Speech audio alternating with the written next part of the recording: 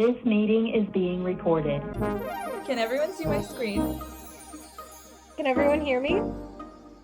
Lily, you're muted. We can't hear you.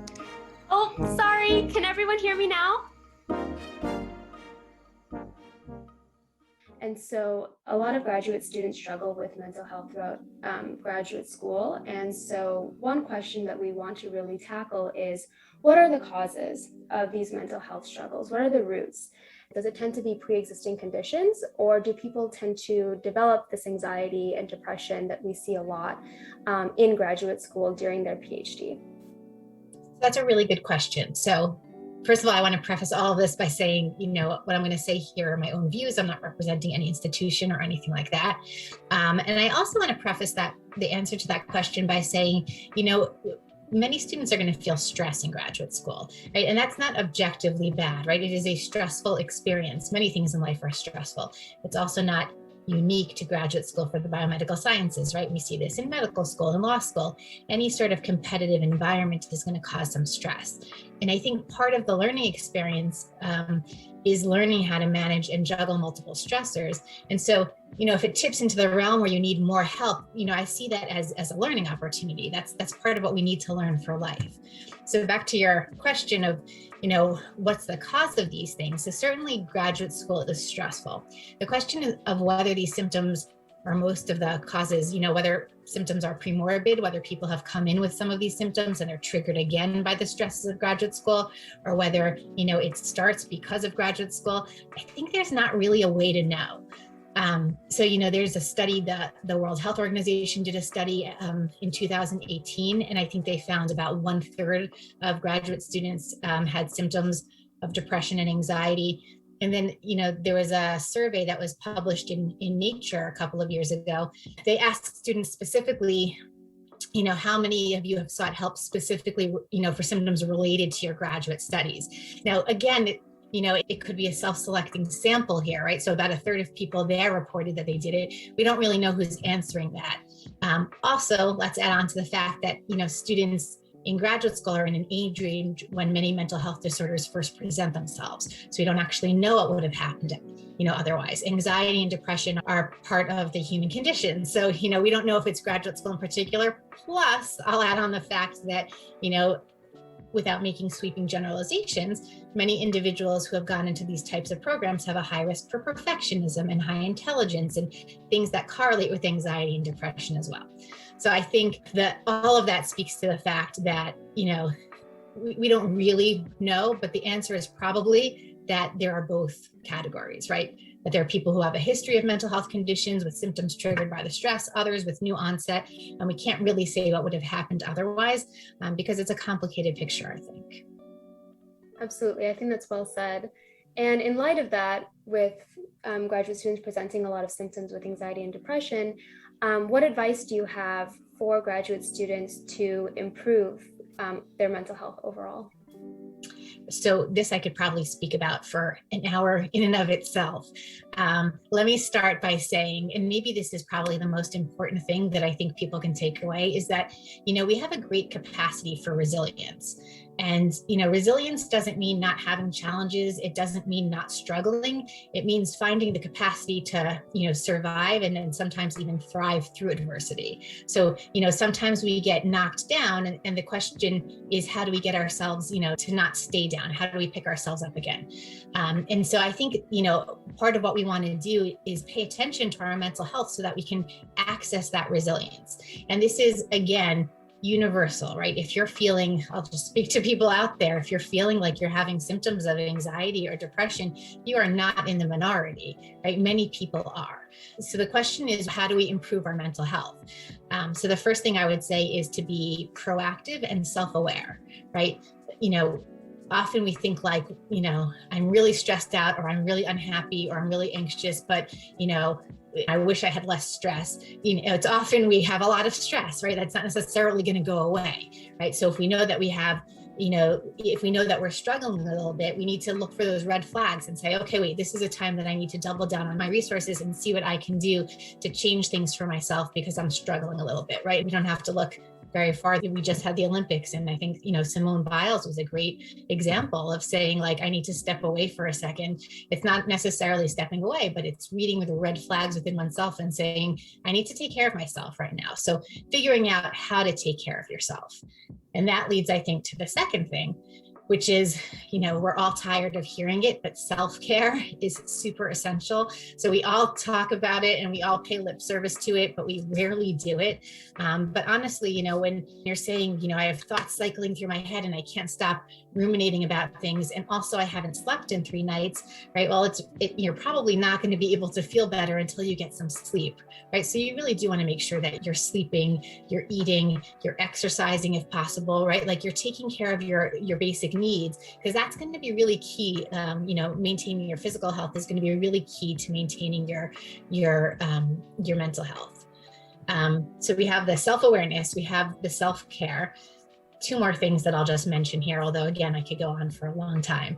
But the third thing I'll mention, and this is really important, is sort of an awareness of the thoughts and messaging in your mind, right? So here's where we have a little bit of control. We tend to sometimes get into patterns of thinking, especially with anxiety and depression, where our thoughts are a little bit skewed, right? Let's say we're being really harsh judges of ourselves, or we're telling ourselves some really negative messaging. And sometimes we have to take a step back and say, like, I don't necessarily buy into those thoughts, to challenge those thoughts, to negate them, right? To talk back to those thoughts that are feeding into the anxiety and depression instead of running with them, right? So for example, I did a terrible job at that presentation at my lab meeting, and everyone's going to think I don't belong here, right? So taking a step back and saying, like, was it really so bad? Like, maybe it wasn't as good as you wanted it, but if it had been another student, would you be judging them so harshly, right? Wouldn't you just assume they were having a rough day? So stepping back and sort of, challenging those thoughts that are feeding into those mood symptoms can sometimes be really helpful. And the same with, challenging the way that you're viewing interactions or communication with other people. And I think that's the super important thing. And that's a lot of, we piloted, the NIH's Building a Resilient Scientist series. That's a big piece of what they talk about there. And I think it's a big piece of cognitive behavioral therapy. It's just a really important tool, I think, in terms of dealing with stress in the long run. The NIH's Building a Resilient Scientist series is focused on assisting undergrads, graduate students, postdocs, and postdoctoral fellows in the sciences develop the confidence and resilience needed not to just survive, but thrive in scientific environments. All 6 webinars are available on YouTube under the NIH Office of Intramural Training and Education channel. And then the final thing I'll just say about this is just more generally building mental flexibility. And that means that sort of rolling with the punches. So I think, we like to control things, and we like to sort of like plan out how things are going to go. And then when things don't go that way, it can really make us question things. It can make us depressed, things like that, right? So I think mental flexibility means, like, that's not how you planned it, but it's going to be okay, right? So yeah, that experiment didn't work. And yeah, you don't want to go back and start again and waste 2 months, right? But you can, right? Like, it's not like, oh my God, I can't do this. You can, you just prefer not to do it. And probably every scientist will tell you of the things that didn't go the way they planned. And we know in general that mental flexibility is associated with just, not just more success, but just more happiness. And it makes sense, right? It's just, we can't control everything. So if you have the ability to sort of pivot when things don't go your way and understand the larger picture and understand that that's okay, I can do this, that I think is another really important piece to improving our own mental health. You kept mentioning these red flags, and I'm just wondering, just thinking about my personal experience, I often, when I encounter a potential red flag, I don't actually know for sure if it's a red flag or if I'm just supposed to experience that feeling as a graduate student trying to pursue my PhD. So could you outline kind of the criteria for a red flag, like how to exactly identify it, rather than just say, oh, I'm supposed to feel this way because I'm in a competitive research environment, or, I'm a hyper perfectionist student that's potentially failing at experiments? Yes, so that's an excellent question and a really hard answer. The question's better than the answer, right? So I think what you're saying is it's really hard to know, right? Like, is this just like, yeah, I'm feeling stressed because it's stressful, or like, this is beyond how I should feel, right? And I think the answer, there's going to be a different bar for everybody, right? But in a general sense, what I would advise people is, there's a difference between waking up in the morning and feeling like, oh gosh, okay, I have to like summon the energy to get up, and waking up in the morning and just saying, I'm not going in today, right? So like if you're not functioning to the standards, right, if you're not getting up and going in, if you're avoiding people's calls, if you're isolating yourselves, those are the kind of red flags. Even before that, right, so there's that functional impairment, but there's also like the how much of a toll is it taking on you? And I think you have to just know yourself, right? So if you're feeling stressed, it's one thing. If you're feeling physiologically activated all the time, if you can't relax, if you can't stop ruminating about things, right? There's sort of like this line that it crosses for you where it's like, this is too much, right? This is really impairing. And when we talk about mental health diagnoses, if you look in the DSM5, almost every mental health disorder has the symptoms that are the diagnostic criteria.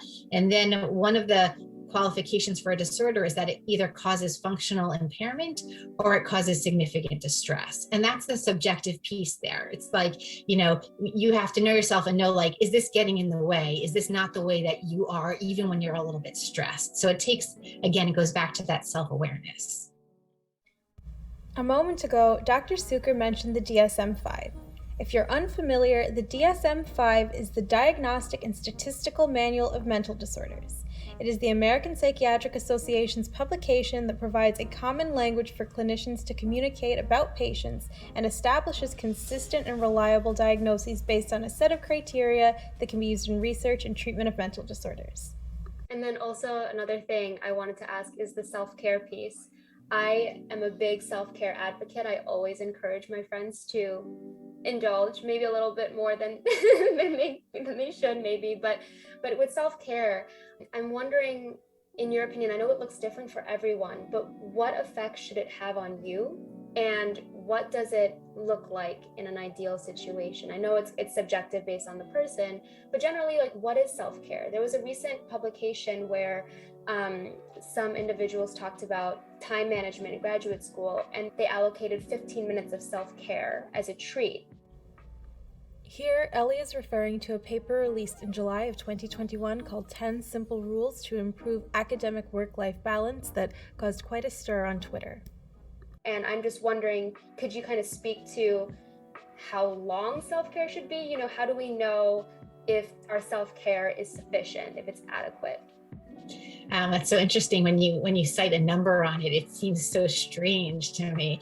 I understand the idea there, and it's actually an important concept. So for me, I sort of think of self-care in sort of two kinds of categories. The first is like, nutrition. If you've just been grabbing things that aren't healthy for you and you're not sleeping, right? So it's sleep and nutrition, and you're not moving, you're just going between the lab and your apartment, right? So those are all things that I think are just like the basic ingredients of self-care that we really want to be careful about.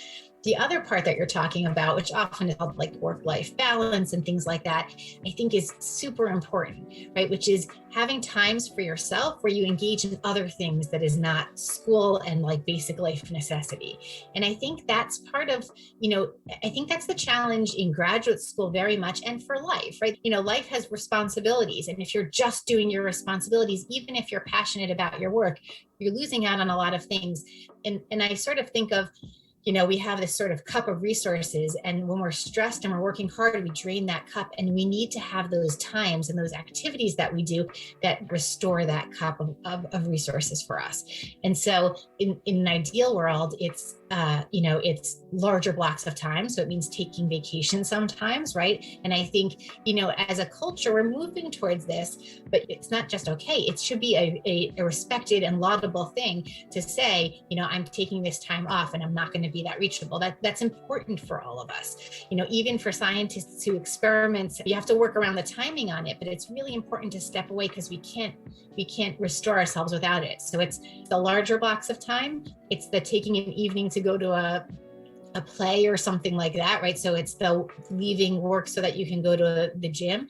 And then it is those small amounts of blocks of times too. And here's where the 15 minutes does speak to me, is that I don't think that should be the totality of it. But, there has been research that's shown that, they looked at people in an office who took a break to do meditation or mindfulness for like 15 minutes, and they found that they were more efficient and more productive afterwards. So, somehow in some ways we sort of feel like I have to work. And any minute that I step away from my work is a waste of time.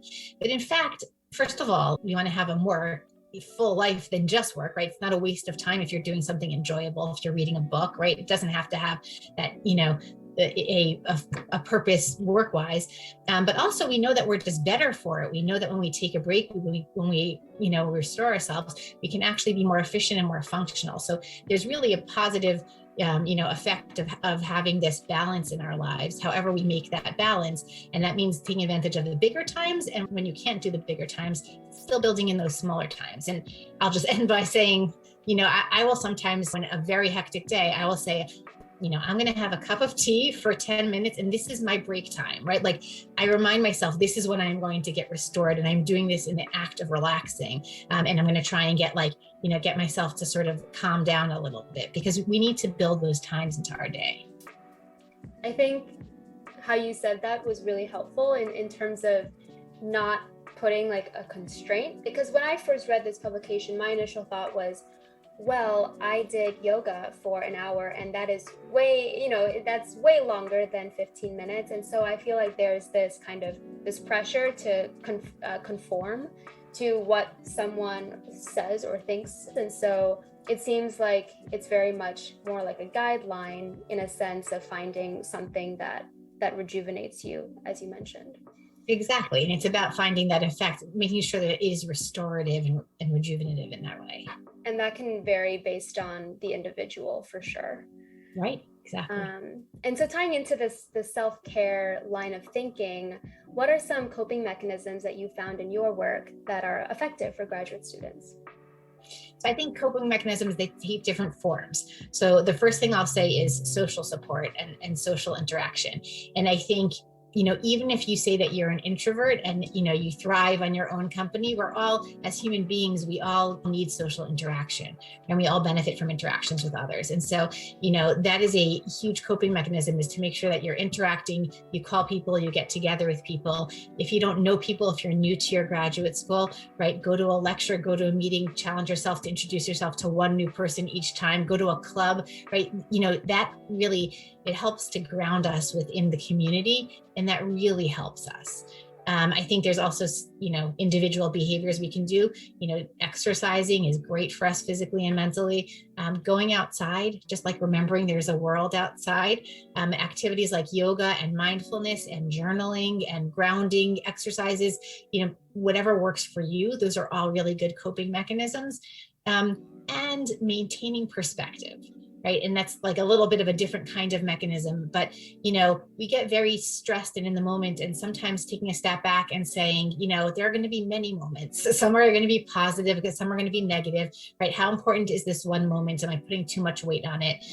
So getting perspective of the moment and also getting perspective of the journey, right? So I make a very conscious effort to step back often and say, I'm super lucky to be doing this kind of work. If 15-year-old me could look at me now, I would be very happy with what I get to do on a day-to-day basis. And I think we lose sight of those kinds of things in the day-to-day. So it's about maintaining that perspective about, the moment and about the larger picture.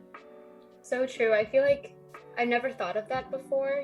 What would my 8-year-old self say if she knew where she was going to end up? I have never, ever considered that in my life. And I feel like that adds so much grounding that a lot of us don't have. We just keep thinking that it's an uphill trajectory and we forget about the progress that we have made and where we have come.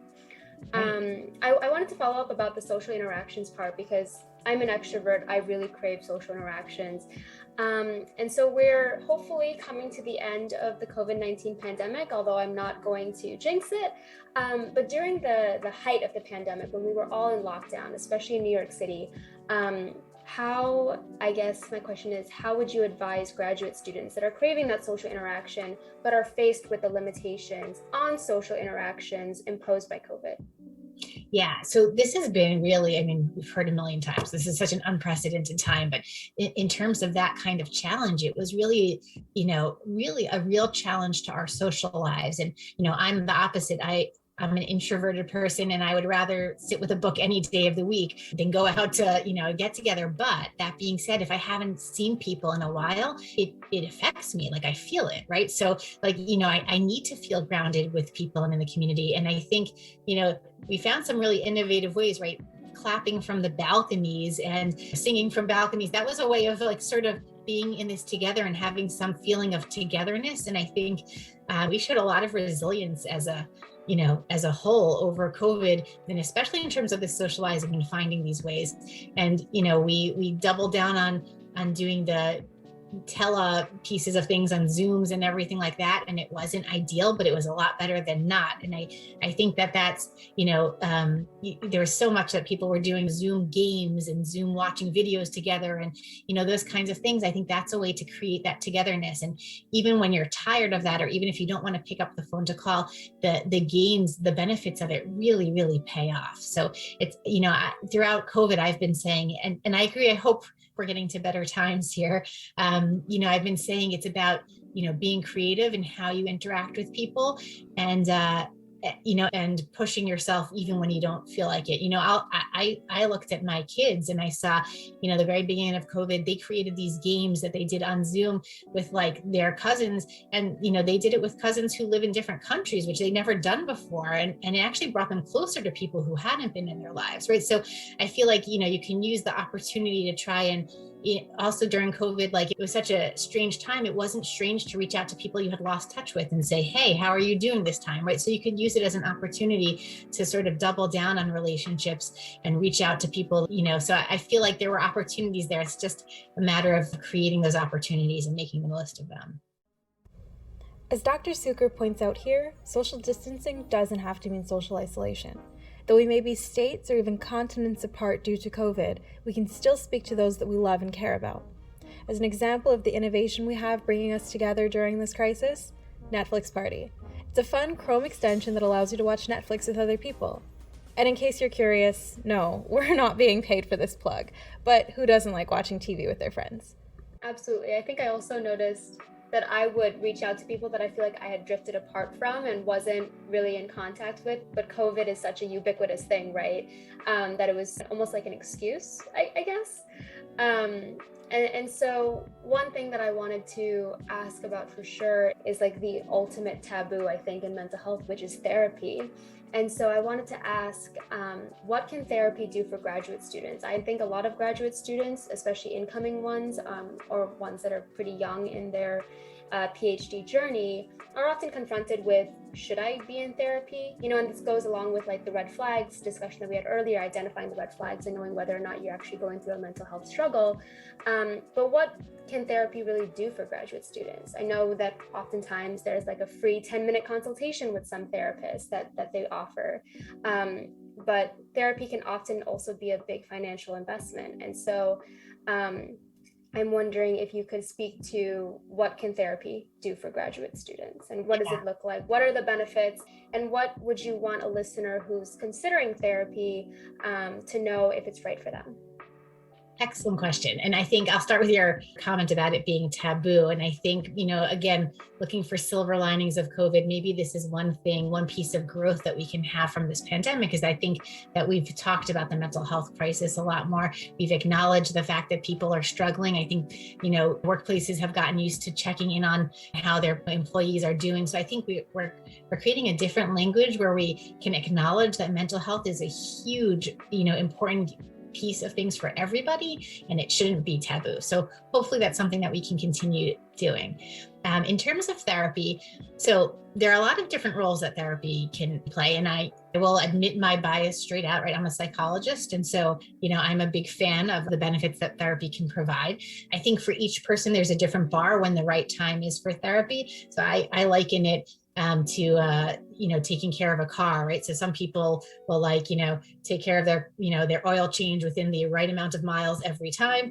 Some people wait till the check oil light goes on and then they're like, oh, I have to get to it. And some people wait till they're on the side of the road with their engines blown because they never handled it, and then they go to the garage, right? So, I think some people benefit from therapy just as a maintenance thing. It helps them in that way. Some people wait till the check oil light is on, till there's some red flags, and that's totally acceptable time right? Saying I'm doing fine. And then, if there's red flags, if there's problems, I'm going to go seek some help.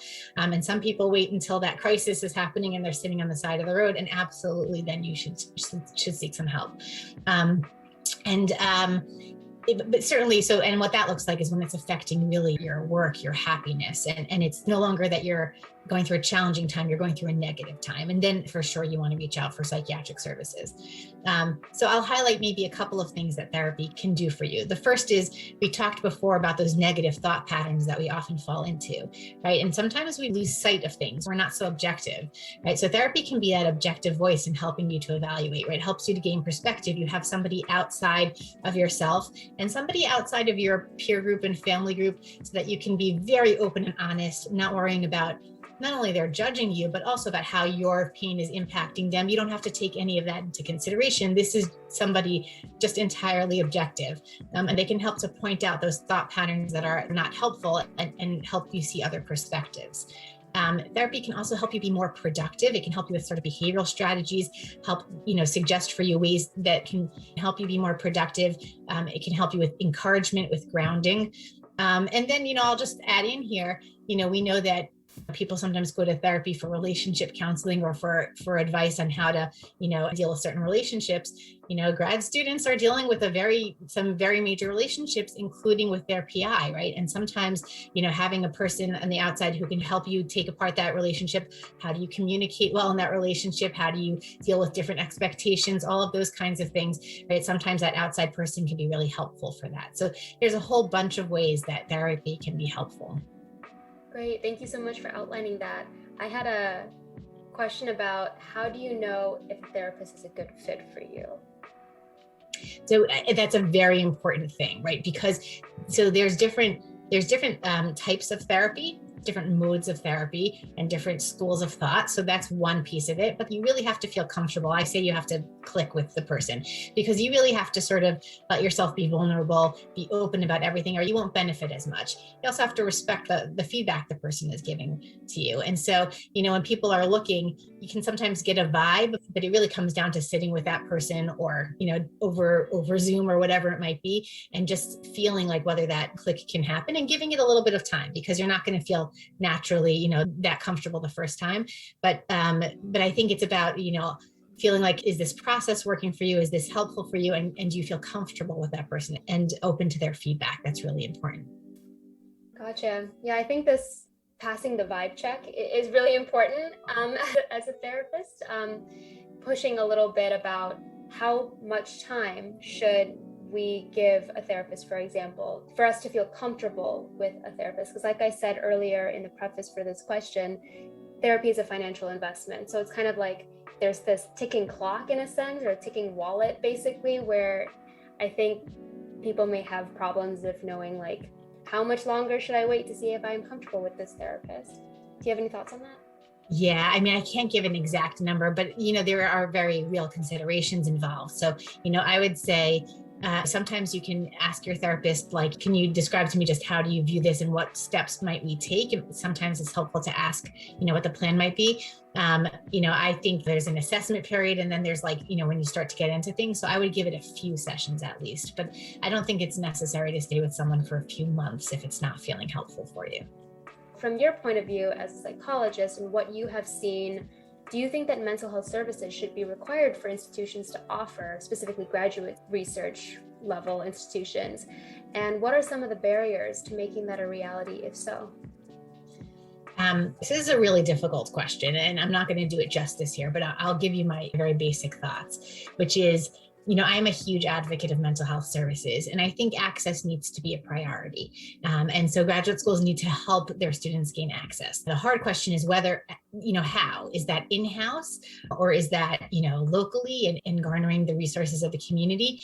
And it's a super challenging issue with many considerations, right? There's economic, there's confidentiality issues, there's whether a school can have the infrastructure for a rich mental health service, right? And there's the quality of the services that can be accessed on both ends. And again, just speaking individually, we have worked really hard to increase access where I am. We've quadrupled the size of our care team. It's still extremely challenging.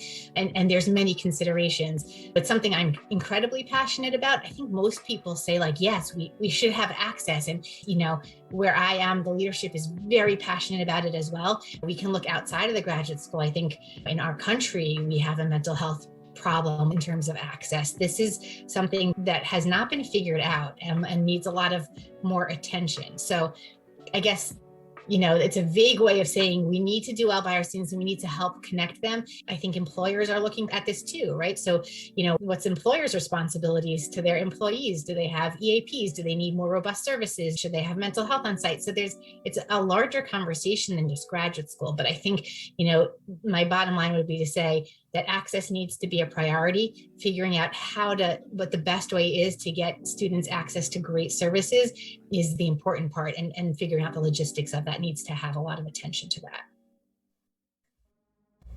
A moment ago, Dr. Cukor mentioned EAPs. If you're unfamiliar with the term, EAP stands for Employee Assistance Program Counseling, and it's designed to help employees manage personal and workplace challenges. I agree. I am wondering what is informing their decisions in terms of these institutions thinking, what should we do for our students? Who are they asking these questions to? I can't speak for the larger piece. I know that, we are in constant communication with our students.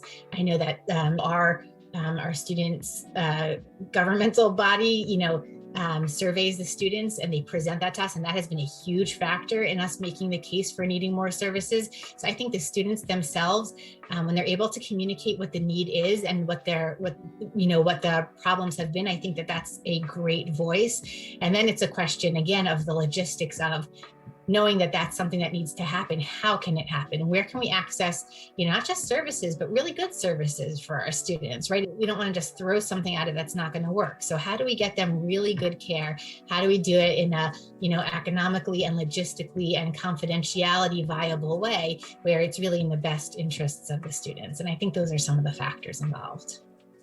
That's awesome. I think it's great that the institutions, at least in your experience, are listening to the students and are asking the students specifically what would be best. Do students, though, come forward and say, I would appreciate if this mental health service is provided by the institution? Because I'm just wondering if this is kind of going in line with the whole taboo of mental health. I'm just wondering, in your experience, is there a changing culture? I feel like as a Gen Zer or whatever it's called, we're pretty outspoken about mental health, at least relatively speaking to other generations. And so my question is, are you noticing a shift where students are actually being really outspoken about these issues that they may be facing?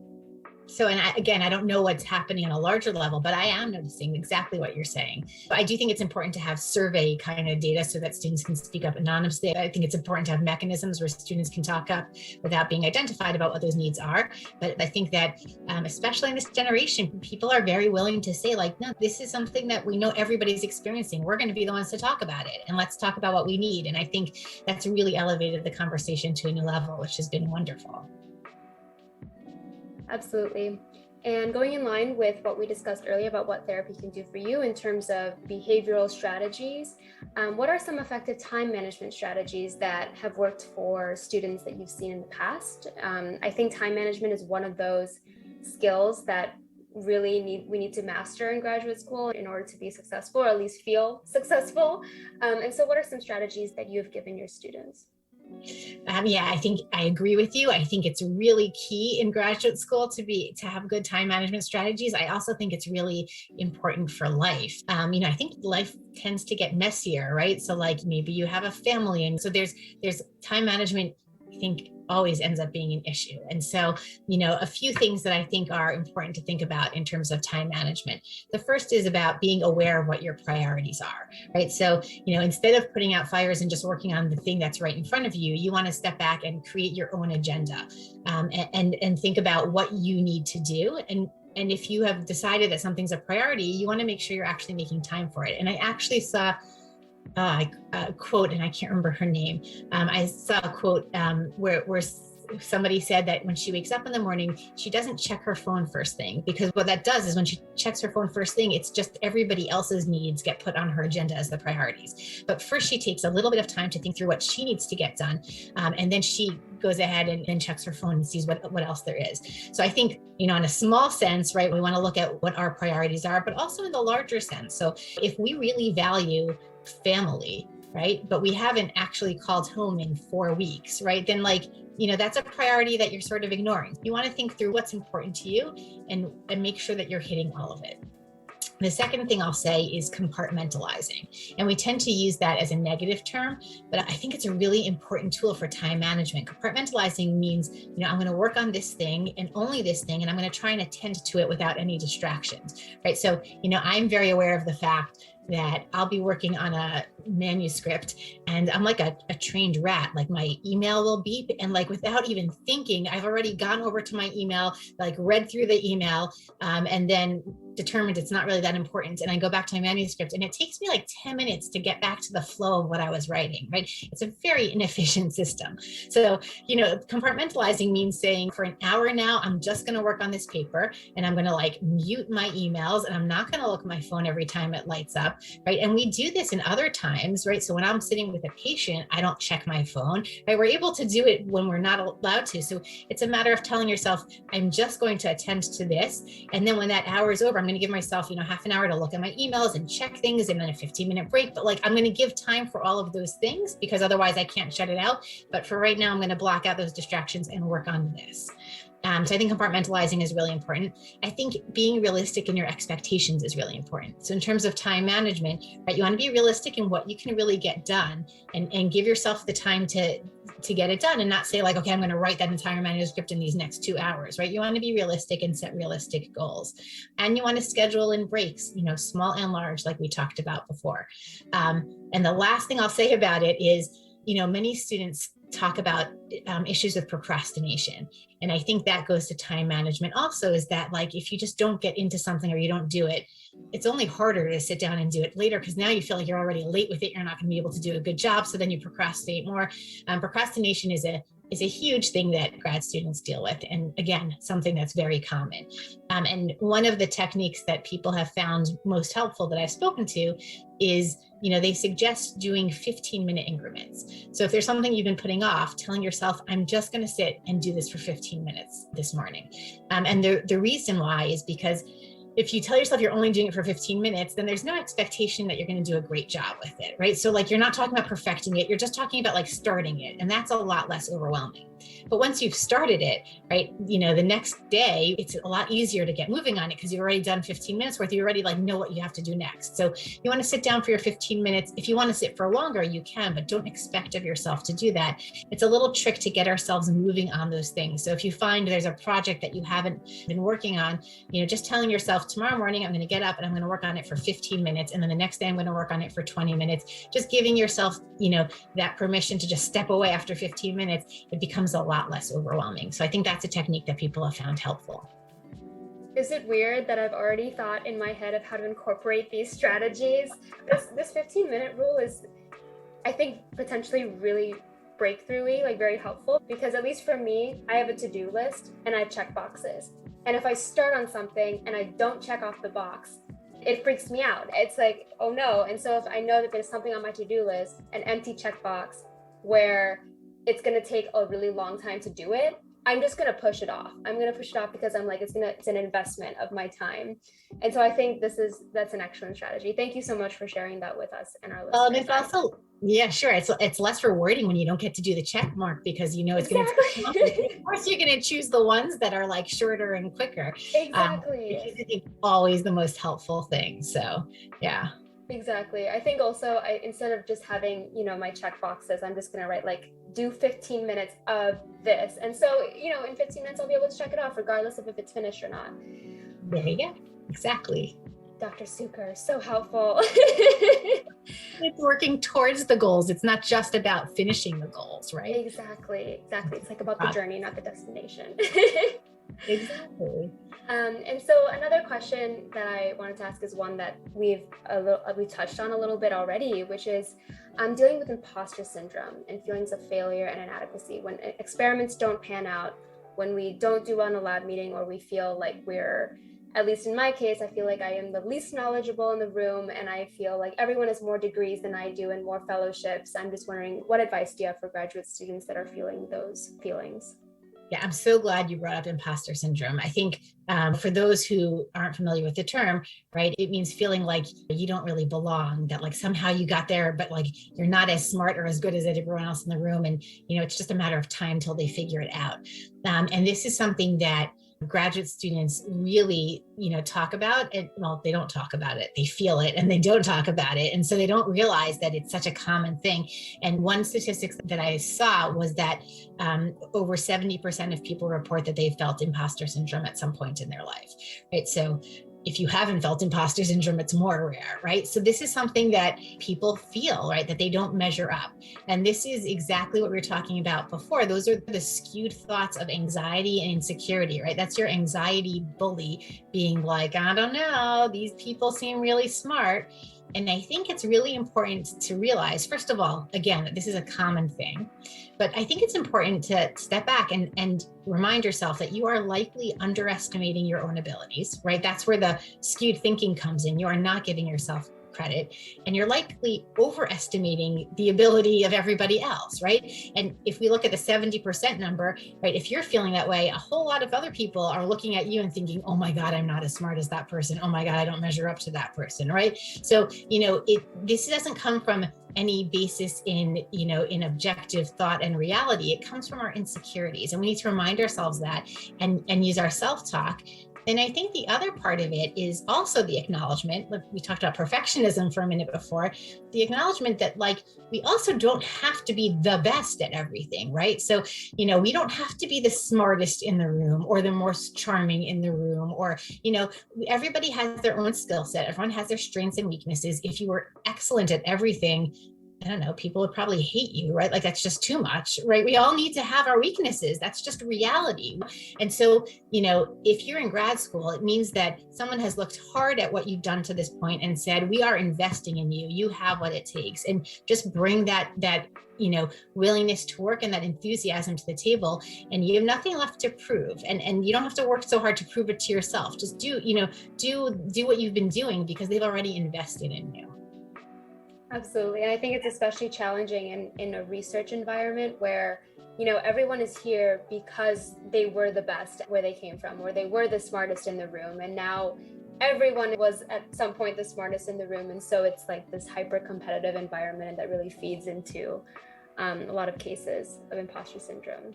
I'm really glad you said that. It's a phenomenon that we see in many schools, right? Which is that you've worked really hard to be the best, in undergrad and everything. And then you get into a room with all the people who have been the best, right? And then you're like, wait a minute, maybe I'm not the best here. But at that point, like, I think we need to step back and say, you're all fantastic, right? That's what matters. And that's why you're here. And keep that as the key. I think that's a really good point. Absolutely. And so one of my final questions is, touching back on the mentorship relationship, that it's not a traditional case of employer or boss and, employee. It's a very unique relationship that we have with our PIs as graduate students and as postdocs even. And so one thing that I think has come up in anecdotal evidence is this feeling like your mentor wants you to go into academia. And so what advice do you have for students who may not want to pursue an academic career route despite pressure from their mentors who are in academia, right, and are biased and want them to pursue that path? How can students really cope with those expectations to pursue a career, especially with one that has pretty low job security, relatively speaking? Do you have any thoughts on this? Yeah, so I have thoughts there. I'm not a scientist, so they're not from that perspective. But I think you're absolutely right that this is a very unique relationship, the PI-student relationship, the mentor-mentee relationship. You don't see it very often in other kinds of spheres. But one of the things I think we can liken it to is sort of a parent relationship, right? And if you think about, often parents have expectations from their kids, and they have, they think they know the best way for their kids to be successful, and they're very invested in their kids and they want them to be successful. And so they push them in the direction that they think is the best thing for them, right? And I think it's the same thing with the PI, right? The PI has invested, the PI, not just a time, but like they're invested in your success from an emotional standpoint, usually as well. And I think, they might have ideas that is different from the student's plan. And those ideas are probably based on lived experience and wisdom and very real things.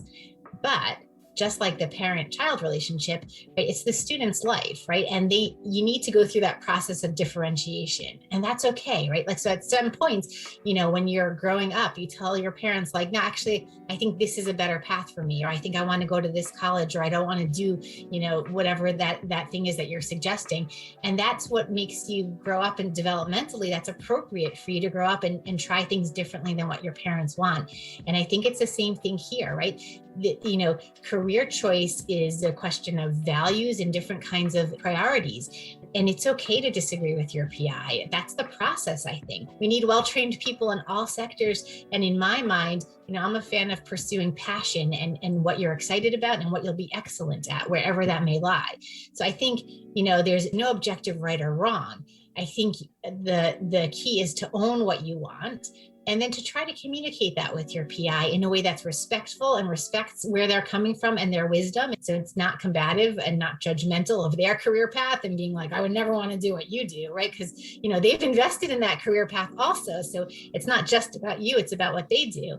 And you want to try and explain to them why you're doing this. But at the end of the day, I think it's about knowing yourself and owning that decision. Exactly. I think reminding ourselves that it's not the PI's life, right? It's yours, and it's your decision to make, and not the PI's. I feel like those are really important reminders. My final question is one totally off script, and I'm really, really curious about, because I think there's been so much controversy around it, especially recently. But what were your thoughts on Simone Biles, as we mentioned earlier, withdrawing from the Olympics? What maybe can graduate students take away from her withdrawal? I think there's so much that, that we can learn from her. So the first thing, as I brought it up before, I think is just that self-awareness, right? It's, she was, this was a very public decision that she had to make, right? And, she was able to, step back from all of it and understand herself well enough to know, like, this is not the right thing for me. And this could be harmful to me. And I think that's an incredible strength to be able to do that. I think it also speaks to the power of expectations, right? So it's interesting that, what she said, or it sounds like to me, is she had so much external pressure on her, so many expectations of others that she had to meet. Now, there's no doubt in my mind that Simone Biles holds herself to a very high standard and has very high expectations of her own. But it wasn't that, it was the weighing down of everybody who was putting those expectations on her. And I think there's a lesson there from her, and I think it's really relevant to graduate students, right? Remember your passion for science, and everybody around you, there'll be outside expectations. That's part of life, but we want to use that to motivate us. We don't want to use it to paralyze us. And I think what she was saying was like, every athlete in the public eye has their own internal expectations, but they also hopefully get motivated by like the fervor from the outside. And she was able to say, at this moment, I'm not feeling motivated by this. I'm feeling paralyzed by it. So it's a reminder for ourselves, I think, to keep those expectations in line with where they need to be and keep them in perspective. And I think it's important to sort of understand when those red flags are popping up, and understand what you need to do. Sometimes, stepping away fully sometimes might be the answer. Sometimes you can do a sort of hybrid where you're able to access resources or access support without stepping away. Sometimes it's stepping away and coming back for the next competition, right? So I think what she's modeled for us is like self-awareness and being aware of what you need in that moment for yourself. And I think we could all learn that lesson from her. Absolutely. I think one more thing I want to add on that hopefully connects a couple ideas that we've already expounded upon so far is that there were physical manifestations of this paralysis, right? She had the twisties, I think it's called in gymnastics talk, where she wasn't able to distinguish between up and down, and so those external pressures and the detrimental effects that those had manifested physically, right, in her behavior. And I think it's important for us to remember that when pressures that we may face or the mental health struggles that we are trying to face start manifesting physically into those red flags that we talked about earlier, that's when we seek help.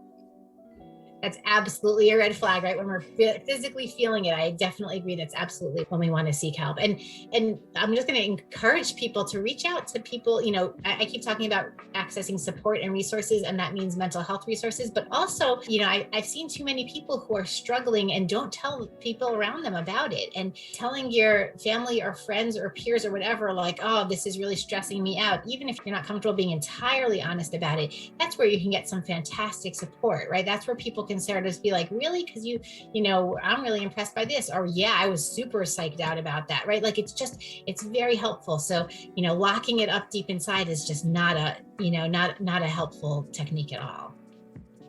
Absolutely. On that note, thank you so much for being such an amazing guest, Dr. Cukor. The tips that you have gave already significantly improved my thoughts on mental health, and also the strategies that you gave were so incredibly helpful for me. So thank you so much. It's been a pleasure. I really enjoyed talking with you about this, and it's really a pleasure. And I think it's great to give attention and focus to this. Absolutely. Nina, you've disabled screen sharing. Hey, I just made you co-host. I'm sorry, can everyone go on mute? I think someone's stuck in the waiting room.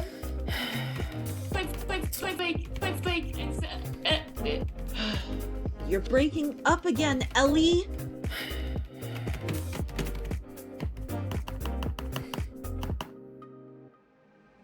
The recording has stopped.